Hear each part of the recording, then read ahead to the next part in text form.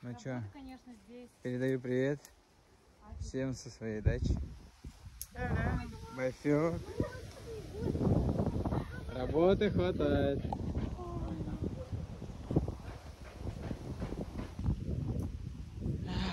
Грибы растут.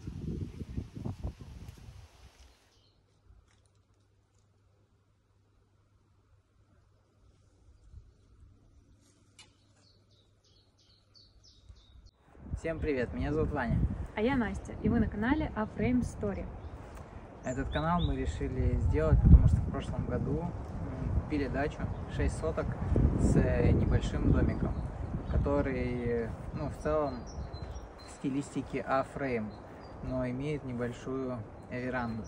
Вот, поэтому решили записывать небольшие видосы, чтобы показать, как это все дело будет преображаться.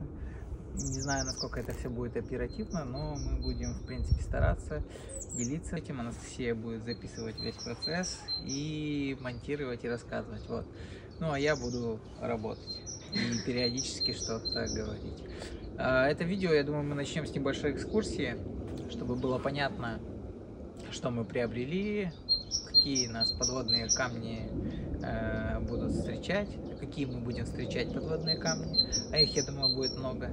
Вот. Ну и вообще в целом показать и рассказать. Так что смотрите и не переключайтесь.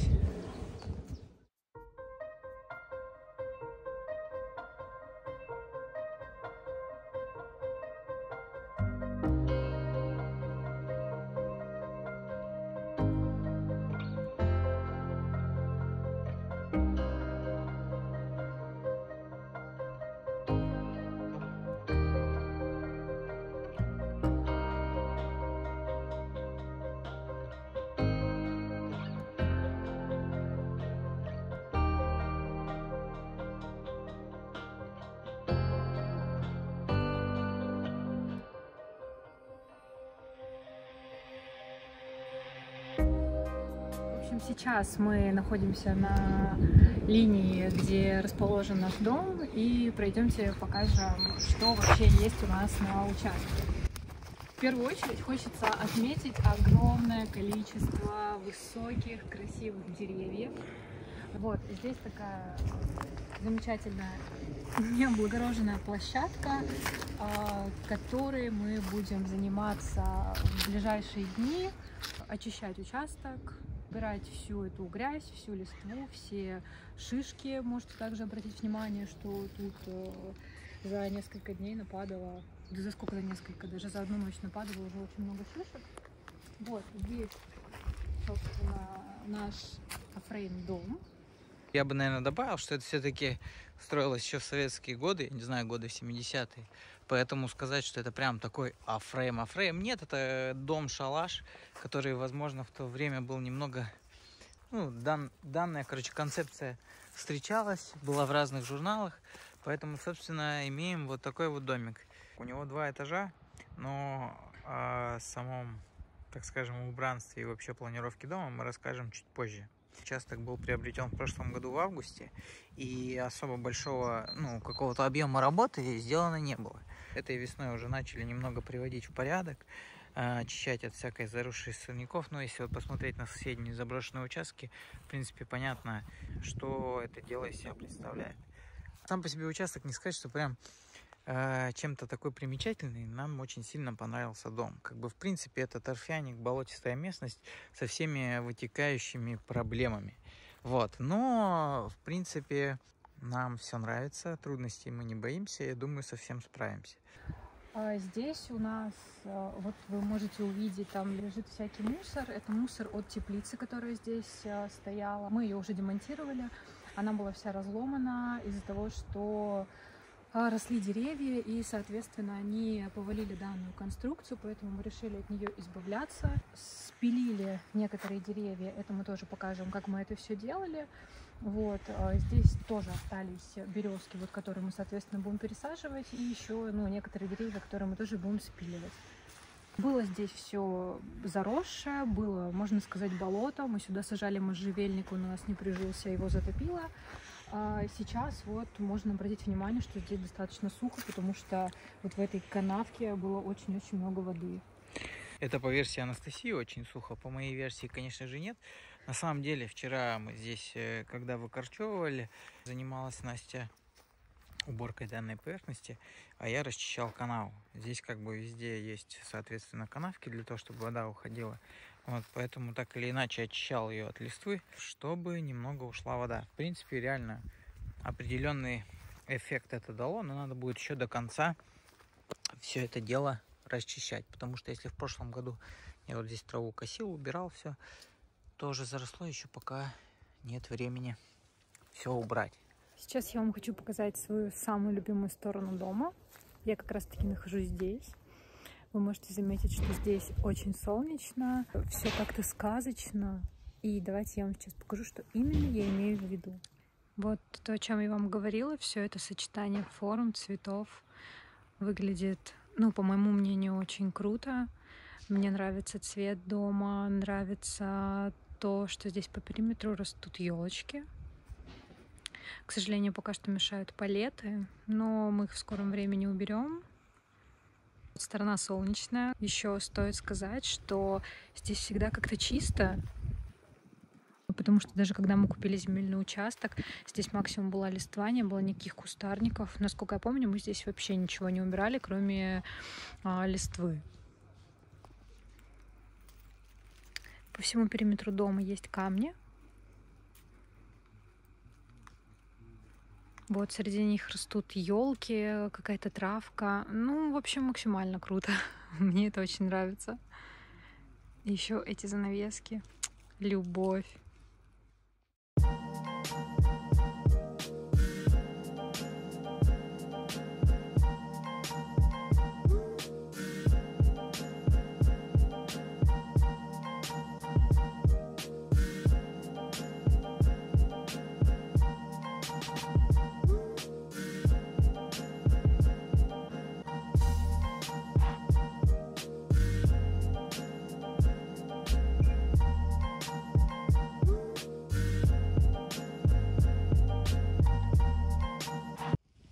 Еще хочется отметить вот эту вот замечательную будку, которая тоже сделана в стиле дома.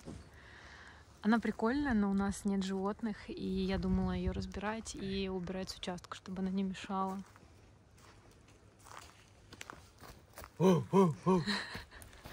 А нет, собака есть.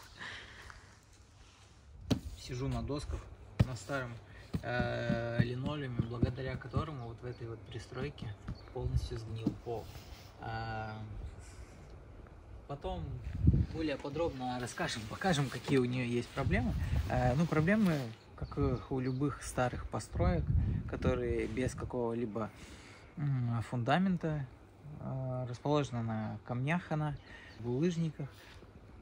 Соответственно, там была комната, там туалет финского такого типа торфяной, душевая и там дровник и еще небольшая комнатка. Вот. Благодаря тому, что все стоки от душевой, от раковины уходили под эту пристройку, основание ее и пол в первую очередь подгнили. Я хочу ради интереса тестово попробовать ее поддомкратить, потому что как бы пол-то сгнил, потому что он находился под линолеум, а там вот были пропитанные шпалы, ну и будет интересно, поддомкратится она или нет. В целом, как бы мы особо на нее не рассчитываем, вот, но пока, чтобы не приобретать там какую-нибудь бытовку или вагончик, она, в принципе, отлично послужит, у нее достаточная площадь. Около пристройки тоже есть много всякого мусора, который мы также будем демонтировать, вывозить за самой пристройкой. Нет ничего интересного, просто какой-то хлам. От этого всего нужно будет все вычищать, потому что здесь очень грязно. И я повторюсь, от большого количества таких красивых деревьев участок очень сильно загрязняется. А с этой стороны мы тоже планируем ставить забор. Надеюсь, что это произойдет в скором времени. Естественно, мы все это будем записывать и все покажем.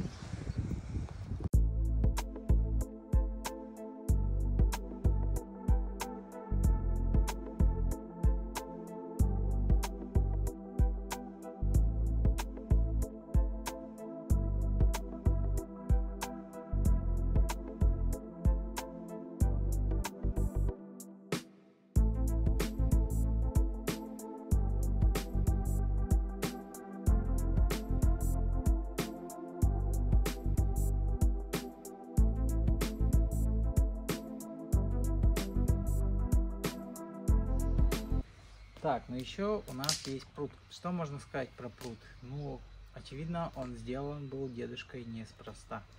Вот, потому что местность здесь торфянистая, болотистая. Когда мы в прошлом году приобрели участок, естественно, он был весь заросший. А вот первым делом мы решили пробовать снимать с него тину или ряску. Как видим, сейчас после зимы он еще не успел зарасти, но я думаю, придется за ним ухаживать. Вот. Очевидно, что пруд выполняет как какую-то эстетическую, так и какую-то умную, наверное, мелиоративную функцию. Когда мы его чистили, мы заметили, что в него заходят разные трубы дренажные. Понятное дело, что раньше не было специальных дренажных труб, которые обернуты там геотекстилем или еще что-то. Обычные трубы я не раскапывал, не смотрел, как они сделаны. Может быть, вокруг них щебень или еще что-то подобное. Пруд — это клево. Мне лично нравится. Он занимает довольно-таки большую площадь, но вообще без разницы. Не жалко. Вот. Помимо всего прочего, нету какого-то чавкания под ногами. В принципе, можно сказать, что часть вот этих вод, поверхностных или там грунтовых, они уходят туда. Вот. Также по периметру, естественно, есть дренажные канавки. Плюс еще есть канавы, тоже канавки нарыты в разных местах. Такое ощущение, что они шли к месту грядок или вот что-то типа такого. Хотелось бы, конечно, его более очистить и запустить туда рыбу, потому что туда прилетают утки. Как-то утром я вышел в 5 утра по делам по своим, вот, и увидел, что там прилетели утки. Ну и также я их видел вечером.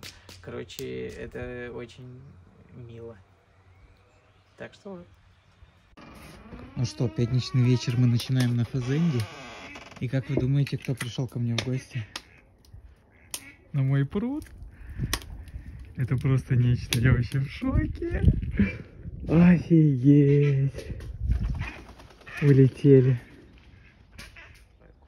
На самом деле, тут очень интересный момент, что по рассказам, ну и вообще даже соседи про это говорят, и по рассказам внучки, которая продавала нам этот участок, ее дедушка был архитектором. В первую очередь, когда мы приехали сюда смотреть, я сразу же начал искать чертежи, потому что я прям был уверен, что там точно есть чертежи, которые сделаны от руки. Вот, поэтому покажем.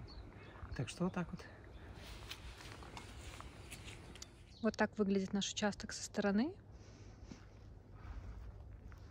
Здесь мы уже облагородили канаву.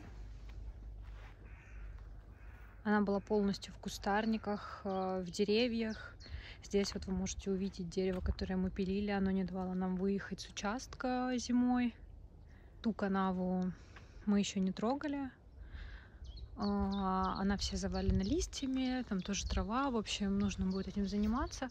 Также здесь есть ворота. Ворота мы тоже будем менять. Забор здесь будем ставить, деревья эти спиливать. Скорее всего.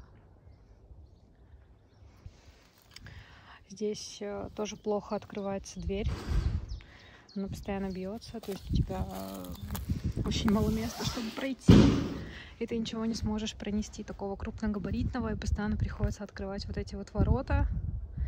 Они тоже уже дышат еле-еле. Также я вам говорила, что по периметру растет очень много елочек. Так вот, около забора их просто куча. Их все нужно пересаживать, читаем, изучим.